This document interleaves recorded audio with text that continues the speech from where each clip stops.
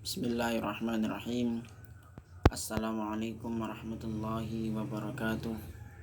Alhamdulillah, salatu wassalamu ala rasulillah Muhammad ibn Abdillah wa ala alihi wa sahbihi wa mawala. La hawla wa la quwata illa billah, amma ba'du.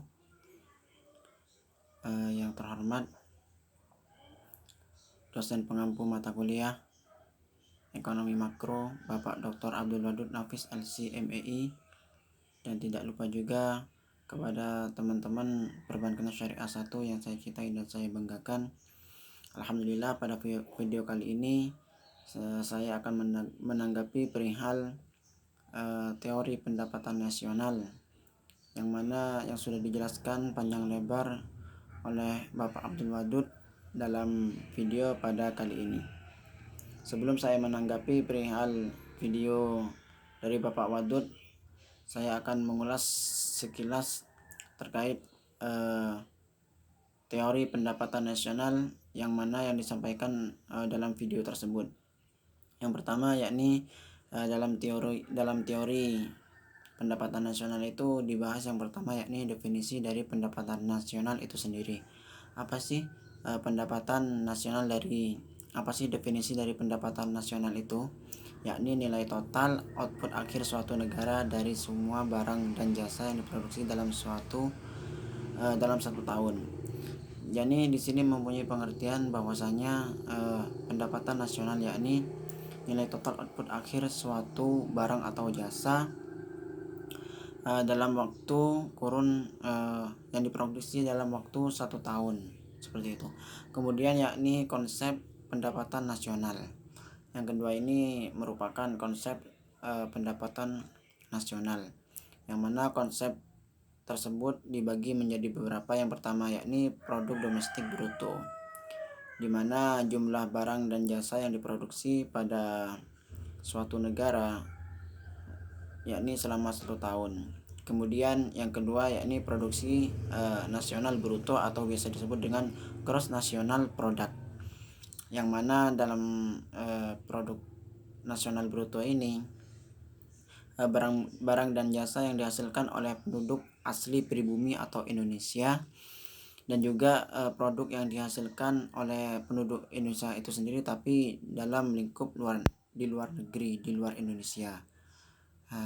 Kemudian berlaku rumus yakni GNP atau Gross National Product, pendapatan warga negara dalam negeri ditambah pendapatan warga Indonesia luar negeri dikurangi pendapatan asing dalam negeri. Kemudian yakni konsep yang ketiga yakni produk nasional neto atau net nation product, yang mana produk nasional kotor dikurangi penyusutan barang modal. Yakni dimana dalam produk nasional neto ini produk nasional kotor dikurangi dengan penyusutan barang modal, yang mana berlaku persamaan GNP dikurangi D atau depresiasi, yakni penyusutan barang modal. Kemudian konsep yang keempat yakni pendapatan nasional neto, yang mana bisa disebut juga net national income, yang mana mempunyai pengertian pendapatan yang dihitung berdasarkan jumlah balas jasa yang diterima oleh masyarakat sebagai pemilik faktor produksi. Yang mana dalam pendapatan nasional neto ini merupakan income atau pendapatan yang dihitung berdasarkan jumlah balas jasa yang diterima oleh masyarakat sebagai faktor produksi. Kemudian yang nomor 5 yakni sebelumnya berlaku persamaan yakni NNP dikurangi pajak tidak langsung, di mana pajak tidak langsung itu sudah dijelaskan merupakan pajak yang dapat dibebankan kepada pihak lain. Kemudian konsep yang berikutnya yakni pendapatan perseorangan atau bisa disebut personal income, yang mana jumlah pendapatan yang diterima oleh setiap orang termasuk pendapatan yang diperoleh tanpa melakukan kegiatan apapun, yakni dalam pendapatan personal income ini diperoleh dari pendapatan baik itu berupa gaji dan juga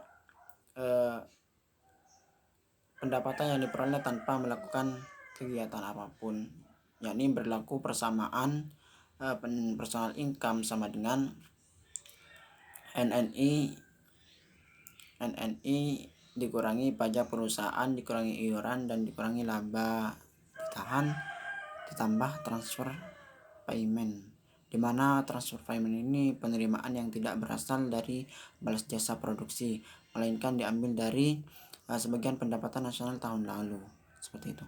Kemudian konsep yang terakhir yakni pendapatan yang siap dibelanjakan atau yang bisa disebut disposable income, di mana pendapatan yang dapat dimanfaatkan guna membeli barang dan jasa dan selebihnya dapat ditabung dengan disalurkan pada investasi. Jadi di konsep terakhir ini pendapatan yang siap diberbelanjakan yakni yang dapat dimanfaatkan guna membeli barang dan jasa, terus selebihnya dari pendapatan tersebut dapat ditabung dalam saluran investasi.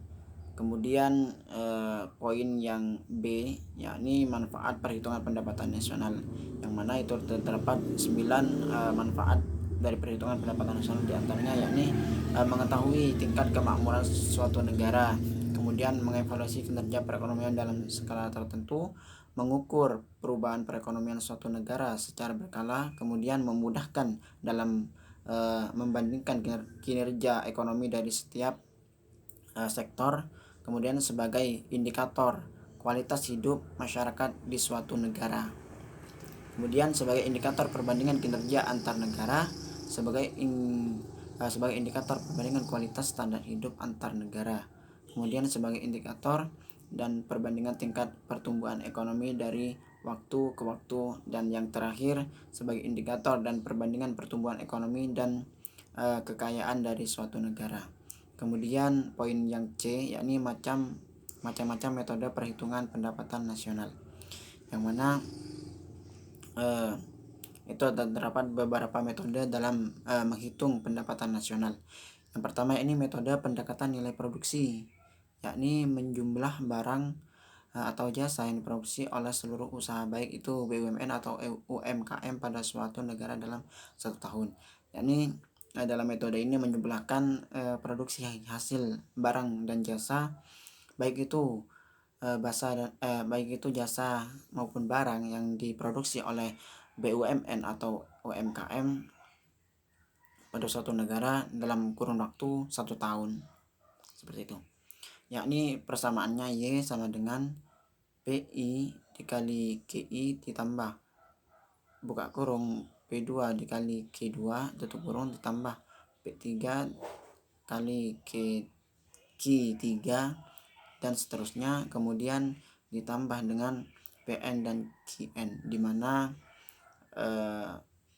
Y itu pendapatan nasional, QI jenis barang ke 1 dan QN merupakan jenis barang ke N, kemudian P1 harga barang ke 1 dan PN merupakan harga barang ke N. Kemudian metode yang kedua yakni metode pendekatan pendapatan, yakni di mana menghitung jumlah pendapatan dari berbagai faktor produksi yang memberi sumbangan terhadap proses produksi. Yakni dalam metode pendekatan pendapatan ini menjumlahkan pendapatan dari berbagai faktor produksi yang memberi sumbangan terhadap proses produksi.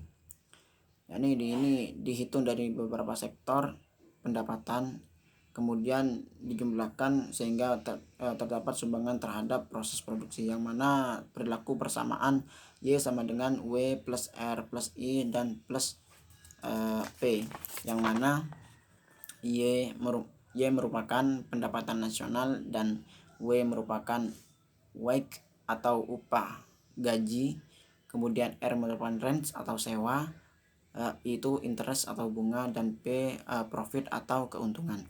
Kemudian metode yang selanjutnya ini metode pendekatan pengeluaran, di mana menjumlahkan semua pengeluaran dari rumah tangga, perusahaan, pemerintah, dan masyarakat pada periode tertentu.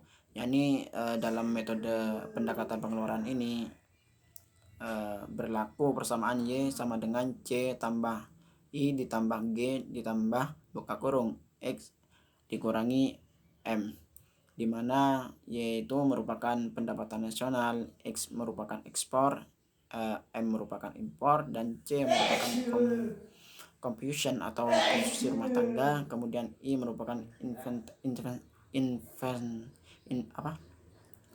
merupakan investasi, kemudian G merupakan pengeluaran pemerintah atau government. Kemudian selanjutnya di poin D yakni pendapatan nasional dalam perspektif ekonomi Islam, yang mana itu terdapat 4 perspektif, yang mana 1. Pendapatan nasional harus dapat mengukur penyebaran pendapatan individu rumah tangga. Ini dalam pendapatan nasional tersebut harus menyebar atau dapat didistribusikan dalam pendapatan individu rumah tangga. Kemudian yakni pendapatan nasional harus dapat mengukur produksi di sektor pedesaan. Yakni pendapatan nasional merupakan pendapatan dari berbagai sektor, yaitu harus mencakup pendapatan atau mendistribusikan pendapatan tersebut dalam desa-desa. Kemudian pendapatan nasional harus dapat mengukur kesejahteraan ekonomi Islam. Ini pendapatan nasional itu harus dapat mengukur kesejahteraan ekonomi Islam.